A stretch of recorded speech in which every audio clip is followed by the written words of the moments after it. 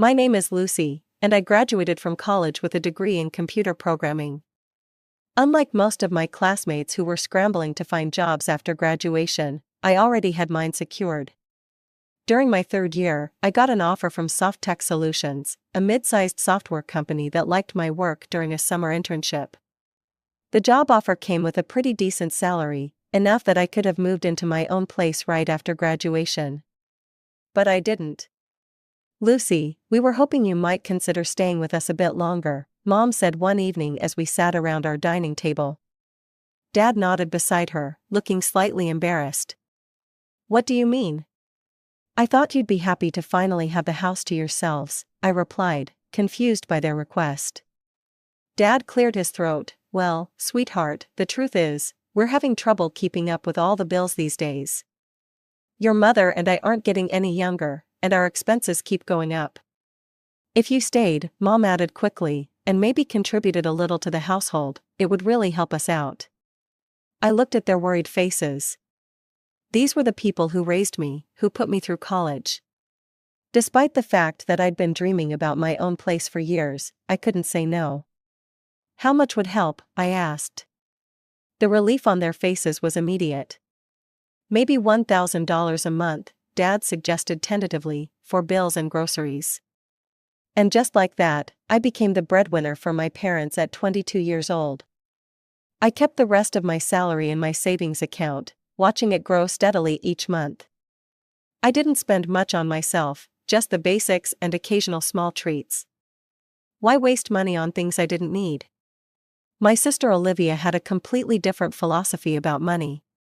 She was 7 years older than me, married to her college sweetheart James, and had a 7-year-old son named Ethan.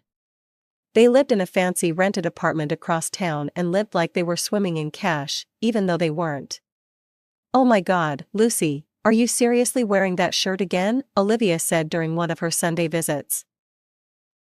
She was sprawled on our parents' couch, scrolling through her phone while James and Dad watched football and Mom played with Ethan. I looked down at my plain blue t-shirt. "What's wrong with it?" She rolled her eyes dramatically. "I saw you wearing it in your Facebook photos from last year. Don't you ever buy new clothes? The new Stella McCartney line dropped weeks ago." "I don't need new clothes, these ones work fine," I replied, trying not to let her get under my skin. "This is why you're still single," she sighed, as if my lack of designer clothing was some kind of character flaw. "No guy wants a girl who looks like she shops at Goodwill." I bit my tongue instead of pointing out that while I had a growing savings account, she and James were living paycheck to paycheck despite his well-paying job. Olivia worked part-time at a boutique, mostly to fight boredom as she put it, but their combined income disappeared as quickly as it came in: vacations, restaurants, clothes, and whatever else caught their fancy that week. "Hey, Lucy," Olivia said later that same day, cornering me in the kitchen while I was doing dishes. Her voice had shifted from mocking to sweet. "Can I borrow $200? There's this dress I've been eyeing, and I'm a little short this month." I sighed. This wasn't the first time, and it wouldn't be the last. "Sure," I said, drying my hands on a towel. "You're the best." She gave me a quick hug. "This is why you're my favorite sister." "I'm your only sister," I reminded her, but she was already texting someone, probably telling them she could afford the dress after all. When I wasn't at my day job, I spent most evenings working on a side project, a home security system app that I believed could revolutionize how people monitored their homes. It would integrate with existing camera systems but add intelligent alerts and user-friendly controls that the current market was missing. "Lucy, it's almost midnight. Why are you still on that computer?" Mom complained, standing in my doorway in her robe. "You're running up our electricity bill." "Sorry, Mom, just finishing something up," I said, not looking away from my screen. "All she does is play those stupid games," I heard Dad tell Mom as they walked back to their bedroom. "No wonder she can't find a boyfriend." I didn't bother correcting them. They wouldn't understand what I was working on anyway, and I didn't have the energy to explain. Sometimes it was easier to let people believe what they wanted to believe. Little did I know that my quiet life of saving money and secretly coding was about to be turned upside down in ways I couldn't imagine. The first sign of trouble came on a Tuesday evening when I returned from work to find our driveway full of cars and the front door propped open with a box.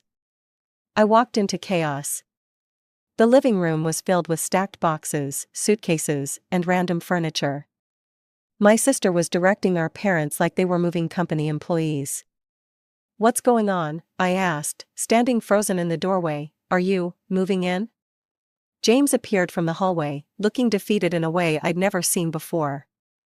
His usually competent posture was slumped, his designer clothes wrinkled. "James lost his job," Olivia announced before he could speak. "Can you believe how unfairly they treated him? His own friend betrayed him." "What happened?" I asked, looking at James. He couldn't meet my eyes. "It's complicated, creative accounting, they called it." "He was borrowing company money," Olivia explained defensively. "But he was going to pay it all back. The director, who was supposed to be his friend, found out during an audit and went ballistic." "You mean he was stealing?" I asked carefully. The room went silent, my parents exchanged uncomfortable glances. "That's a horrible thing to say," Olivia snapped. "His friend asked for the money back and for James to resign." "That seems fair, considering," I started. "Fair? Real friends don't do that to each other," Olivia interrupted, her voice rising. "They understand when you're in a tight spot." I dropped the subject, seeing that logic wasn't welcome in this conversation. Instead, I watched in silence as my sister commandeered my parents' house like she owned it, ordering everyone around while contributing nothing. At dinner, Mom announced that Olivia, James, and Ethan would be staying just until they get back on their feet. I nodded and silently prepared myself for what I knew was coming, a nightmare of epic proportions. The nightmare I predicted began almost immediately. My quiet, orderly life crumbled under the chaos of having Olivia's family in the house. James found a new job within 2 weeks, but as he complained loudly to anyone who would listen, it paid half of what he made before. Olivia kept her part-time job at the boutique, working just enough hours to claim she was contributing without actually helping much with their finances. "This chicken is so dry," Olivia complained at dinner one night, pushing her plate away. "Mom, don't you know how to use seasoning? We used to eat at Bellisimo's every Thursday, and their food was amazing." Instead of defending her cooking or telling Olivia to make her own dinner, Mom just nodded apologetically. "I'm sorry, dear, I'll try to do better next time." I stabbed at my chicken, which was perfectly fine, and kept my mouth shut. The dynamic in the house had shifted dramatically. Somehow, Olivia had become the center of everyone's attention and concern. Her problems were everyone's problems. Her complaints were valid grievances that needed immediate addressing. And I was just there. The ATM machine in the corner who paid the bills. One evening, I was working late on my security app when Olivia barged into my room without knocking. "I need to borrow $300, she announced, not even bothering with her usual fake sweetness. "Ethan needs new shoes, and we want to take him to the amusement park this weekend. He's been so upset since we moved here." "Didn't James just get paid?" I asked. "We have other expenses," she snapped. "Are you going to help or not?" I relented that time, but when she asked again the following week, I finally pushed back. "Maybe you should consider working full-time," I suggested at dinner, after she'd asked me for money in front of everyone, clearly thinking I wouldn't say no with an audience. "The boutique is hiring," I saw the sign in their window. Olivia's face turned red. "I can't believe how cruel you are. You know I need to be available for Ethan after school." "Mom and Dad are always here," I pointed out. "They could watch him for a couple of hours." "That's not the point," she shouted, throwing her napkin down and storming out of the room. James followed after giving me a dirty look. Mom shook her head at me. "Lucy, how could you be so heartless? Your sister is going through a difficult time." "We're all going through a difficult time," I muttered, but no one was listening. Olivia didn't speak to me for a week after that, which was actually a relief. I used the quiet time to finish my security app. After months of late nights and weekends hunched over my keyboard, it was finally ready to show to someone. "This is incredible," my boss, Mark, said as I demonstrated the app's features in his office. His eyes widened as I showed him how it could detect specific movements, distinguish between humans and animals, and send customized alerts. The user interface is so intuitive. And these algorithms, did you develop all this yourself? I nodded, trying not to look too proud. It's been my side project for a while. Mark leaned back in his chair, studying me with new respect. Lucy, this could completely disrupt the home security market. Our company could dominate if we owned this. My heart raced. This was the moment I'd been waiting for. I'm prepared to offer you $500,000 for full ownership, plus a percentage of future sales, he said. What do you think? I tried to keep my expression neutral despite the adrenaline rushing through me. $500,000 plus royalties? It was more than I'd dreamed of. That sounds fair, I managed to say, as if I negotiated six-figure deals every day. We shook hands, and I walked out of his office in a daze. I had just become wealthy overnight, but as I drove home, I made a decision: I wouldn't tell my family. If they knew, the money would disappear into Olivia's shopping sprees or my parents' enabling of her lifestyle. This was my chance for freedom, and I wasn't going to waste it. That evening, I contacted a realtor friend, Sarah, who had helped one of my colleagues find an apartment. I need a place of my own, I told her over the phone, speaking quietly from my car in the driveway. I want to buy an apartment close to work, ready to move in quickly. Can you help? Absolutely, I have a few places in mind already. Let's meet tomorrow after you finish work. When I entered the house, I found everyone gathered in the living room, an unusual sight for a weeknight. They stopped talking as soon as I walked in, their expressions a mix of determination and awkwardness. Lucy, we need to talk to you, Mom said, patting the space beside her on the sofa. I sat down cautiously. What's up?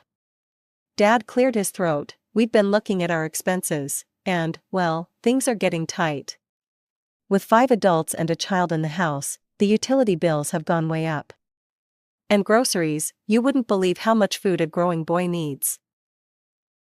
What your father is trying to say, Mom continued, is that we were hoping you might be able to contribute a bit more to the household expenses. The $1,000 you've been giving us just isn't covering everything anymore. I looked around the room. My parents looked embarrassed but hopeful. Olivia was examining her manicure, pretending this wasn't her idea, though I knew it was. James at least had the decency to look uncomfortable. Are Olivia and James contributing anything? I asked.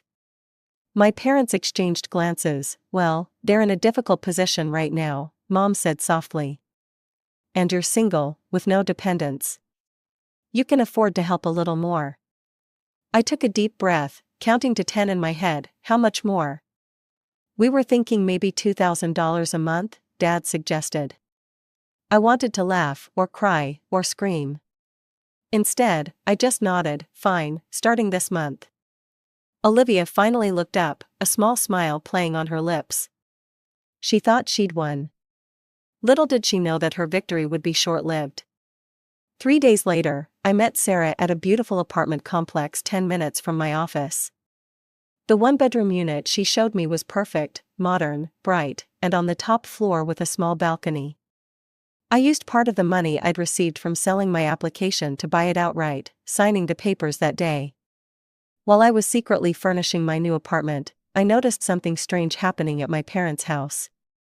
Mom, Dad, and Olivia kept exchanging these weird looks during dinner, like they were all in on some secret plan. James mostly kept his head down, focusing on his food and occasionally helping Ethan cut his meat. Something was definitely up, but I couldn't figure out what. I didn't have to wait long to find out. 2 days later, I came home from work to find a pile of my belongings stacked in the hallway. My books, clothes, laptop, and even my childhood stuffed bear were all dumped unceremoniously in a heap. What the hell, I muttered, dropping my bag and heading straight to my bedroom. Except it wasn't my bedroom anymore. Ethan was sitting on my bed, now covered with superhero sheets, playing a video game. The walls that had once held my programming certificates now displayed posters of cartoon characters. My desk where I'd created my app was gone, replaced by a child-sized table covered in crayons and action figures. Aunt Lucy, Ethan said, looking up from his game. Look at my new room, isn't it cool? Before I could answer, Olivia appeared in the doorway behind me. Oh, you're home, she said, not sounding surprised at all. What's going on? I asked, my voice deadly calm despite the rage building inside me. We moved Ethan into your room, she said with a shrug, as if it was the most natural thing in the world. He needs more space for his toys and schoolwork. And where exactly am I supposed to sleep? I asked. Mom appeared behind Olivia, wringing her hands nervously. Lucy, dear, we thought since you're hardly ever home anyway, always at work or on that computer, you wouldn't mind using the sofa in the living room. I looked from Mom to Olivia, who wasn't even trying to hide her smug satisfaction. So you moved all my things without asking me? We knew you'd make a fuss if we asked, Olivia said, and Ethan really needed the space. His old room was barely bigger than a closet. Speaking of his old room, why can't I use that? I asked. Olivia and Mom exchanged another of those looks. Well, Mom said hesitantly, we thought Olivia could use a dressing room. You know how many clothes she has, and there's just no space in her and James's room for all of them. I stared at them, momentarily speechless. They had kicked me out of my bedroom, the room I'd had since childhood, the room I was essentially paying for with my $2,000 monthly contribution, to make a dressing room for my sister? The sister who wasn't contributing a dime to the household? I looked at her designer outfit, then at my pile of belongings in the hall, and something inside me snapped. But instead of screaming or crying like they probably expected, I just shrugged. You know what? That's fine, I said calmly. I won't be sleeping on the sofa because I'll be sleeping in my own apartment. Olivia laughed. Right, your imaginary apartment. Give it up, Lucy, we all know you don't have an apartment. I do, actually, I replied, I bought it last week. I was going to tell you all this weekend, but it seems you've made the decision easier for me. Mom and Olivia stared at me like I'd grown a second head. You bought an apartment? Mom asked. How? With what money? That doesn't matter, I said, turning to head downstairs. What matters is that I'm moving out, today. I went down to the living room and called a moving company, booking their first available slot, which happened to be early tomorrow morning. Then I called my boss to request a day off. Throughout all of this, my family hovered nearby, their expressions ranging from disbelief to growing concern. Lucy, you can't be serious, Dad said, finally joining the conversation after coming in from the garage. I'm completely serious, I replied, ending my call with the movers. They'll be here at 7 a.m. tomorrow to get my things. But we need to talk about this, Mom exclaimed. If you're upset about the room, we can figure something out. Maybe Ethan can share with us for a while, or... It's not about the room, I interrupted, it's about respect and boundaries. And the fact that I pay $2,000 a month to live here, and you still treat me like I'm less important than everyone else in this house. Olivia, who had been uncharacteristically quiet, suddenly spoke up. Wait, you actually bought an apartment? With what money? You're just a junior developer. I didn't answer her directly. I'm going to pack what's left of my things now, I said, walking past them toward the pile in the hallway. The next morning, the movers arrived at 7 a.m. sharp. I directed them to the pile of belongings in the hallway, which had grown as I'd gathered the rest of my stuff from around the house. My family watched in stunned silence as the men carried box after box out to the truck. Where exactly is this apartment? Dad finally asked as I was doing a final check to make sure I hadn't forgotten anything. Near my office, I said vaguely. How much did it cost? Olivia demanded, and how did you afford it? I turned to face my family, who were all standing in the living room watching me like I was performing some strange ritual they didn't understand. That's not really any of your business. We're your family, Mom said, sounding hurt. Of course it's our business. Family works both ways, Mom, I replied. And for a long time, it's only gone one way in this house. What does that mean? Olivia asked defensively. It means I'm done being everyone's ATM, I said. I'm done giving money that's never appreciated, never enough, and never used responsibly. So you're abandoning us? Mom asked, tears welling in her eyes. What about the bills, the groceries? What about them? I asked. Olivia and James are adults with jobs. Let them contribute for a change. We can barely afford our own expenses, Olivia protested. Then maybe you should reconsider your spending habits, I suggested. Olivia's face reddened. You know what? I think you should give us your apartment. We need it more than you do. We have a child. I couldn't help it, I laughed. The absolute audacity was almost impressive. No, Olivia, I'm not giving you my apartment. I'm not giving you anything anymore. Miss, one of the movers appeared in the doorway. We've loaded everything. Are you ready to go? I nodded, picking up my purse. I'm ready. Lucy, please, Mom tried one last time, don't leave like this. I'll call you in a few days, I said, not making any promises beyond that. Goodbye.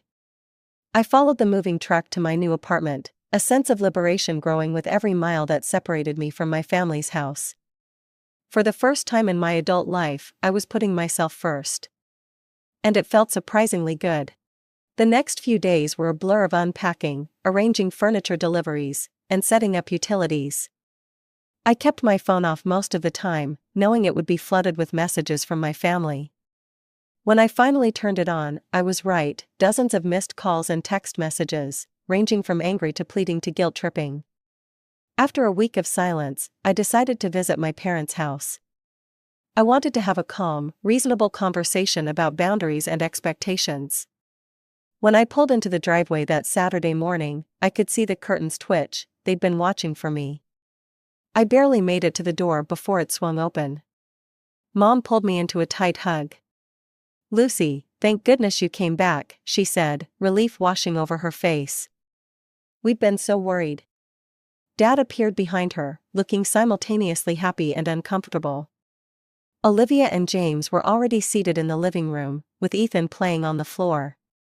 I'm not moving back, I said immediately, before they could get the wrong idea. I just came to talk. We understand, Mom said, pulling me inside. We've been doing a lot of thinking too. I doubted that, but I sat down anyway. Lucy, Dad began, we know we made a mistake. Your room is yours again whenever you want it. Ethan moved back to his old room. And I didn't make a dressing room, Olivia added quickly. I can fit my clothes in our bedroom. I looked at their eager faces. I appreciate that, but I'm happy in my new place. But we miss you, Mom said, and we need you. There it was, the real reason for their sudden change of heart. You need my money, I corrected her gently. No one denied it. We could work something out, Olivia suggested. You could keep your apartment, but maybe still help us with expenses? Or we could move into your apartment and you could have this house again? I almost laughed at her audacity. No, Olivia, I'm not giving you my apartment or my money. But that's not fair, she exclaimed. You're so selfish. How did you even afford an apartment anyway? You must have been hiding money from us for years. I sold an app one developed, I said simply. The security program I was working on at night, the one you all thought was me playing video games. My boss bought it for $500,000 plus royalties. The silence that followed was deafening. $500,000, James finally whispered. Mom looked faint. Why didn't you tell us? Because I knew what would happen, I replied honestly. You would have found reasons why you deserved that money more than me. No one could argue with that. So you're just abandoning us? Olivia asked dramatically. After everything we've done for you? I stood up. What exactly have you done for me, Olivia? Borrow money you never repay? Criticize my clothes? Move my things without asking? She had no answer. I'll always be your daughter and your sister, I said, looking at each of them. But I won't be your bank anymore. As I walked out the door, I heard them calling me ungrateful, selfish, heartless. But for the first time, those words didn't hurt. 6 months have passed since then. I haven't spoken to my family. They've tried reaching out, but always with financial requests disguised as reconciliation. Through mutual friends, I've heard they're still living together, still complaining about money, and now about my abandonment. Meanwhile, I'm thriving. My apartment is perfect, my career is advancing rapidly, and the royalties from my app are steadily accumulating. I've started traveling, bought some nice clothes, though still nothing Olivia would approve of, and even began dating someone who appreciates my practical nature. Sometimes I wonder if I did the right thing. But then I remember how they treated me, not as a family member to be respected, but as a resource to be used. And I know that walking away wasn't selfish, it was self-preservation.